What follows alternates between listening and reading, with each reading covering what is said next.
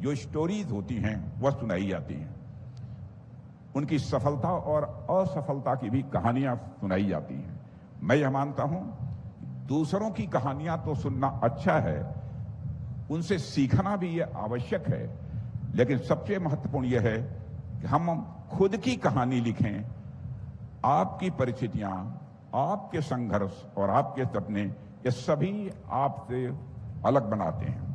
इसलिए आप अपनी क्षमताओं को पहचानें, अपनी शक्तियों को भी आप पहचानें और फिर काम करें। जैसे हनुमान जी के पास अपार शक्ति थी, लेकिन वे अपनी शक्तियों को भूल गए थे।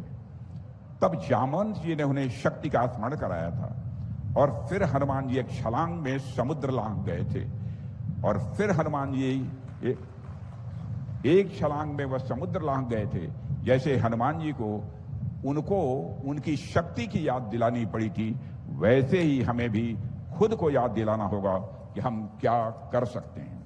और बच्चों, मैं आपके बारे में कह सकता हूं, आज की जेनजी जनरेशन के बारे में मैं जानता हूं, एक बार वह संकल्प कर लें तो बड़े से बड़े लक्ष्य को वह जीवन में हासिल कर सकते हैं। आज से 4 दिन बाद 14 अप्रैल 14 अप्रैल ये बाबा साहब भीमराव अंबेडकर की जयंती है।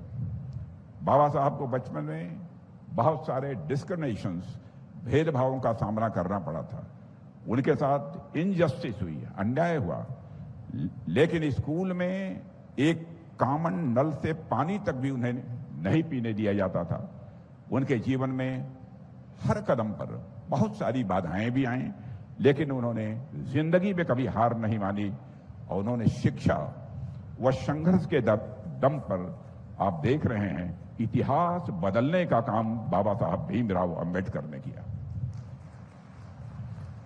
और मेरे बच्चों, आप जब अपने जीवन के एक नए पड़ाव पर खड़े हैं तो आप सभी को बाबा साहब के जीवन से कुछ न कुछ सीखना चाहिए।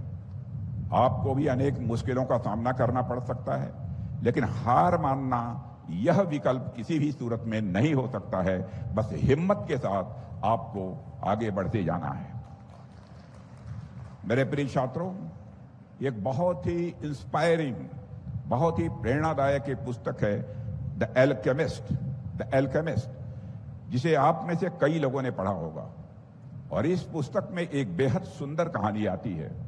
एक व्यापारी अपने बेटे को दुनिया के सबसे ज्ञानी व्यक्ति के पास खुशी का रहस्य, मिस्ट्री ऑफ हैप्पीनेस, जानने के लिए भेजता है। लंबी यात्रा के बाद वह युवक उस ज्ञानी के महल में पहुंचता है। युवक ज्ञानी व्यक्ति से पूछता है, यह बताओ असली खुशी क्या है, रियल हैप्पीनेस क्या है? तो वह ज्ञानी व्यक्ति उसको तुरंत उत्तर देने के बजाय उसे एक चम्मच में, एक स्पून में तेल भर कर देता है और यह कहता है कि पहले जाओ और ये पूरा महल, पूरा पैलेस घूम कर आओ, लेकिन ध्यान रखना यह चम्मच का तेल किसी भी सूरत में गिरना नहीं चाहिए। वह युवक पूरा महल घूमकर वापस आता है तो ज्ञानी व्यक्ति उससे पूछता है कि उसने महल में क्या देखा।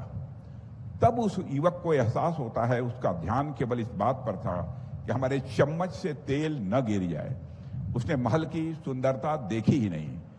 तब ज्ञानी व्यक्ति उससे कहता है, फिर से जाओ और महल की सारी चीजों को ध्यान से देखकर तब वापस आओ।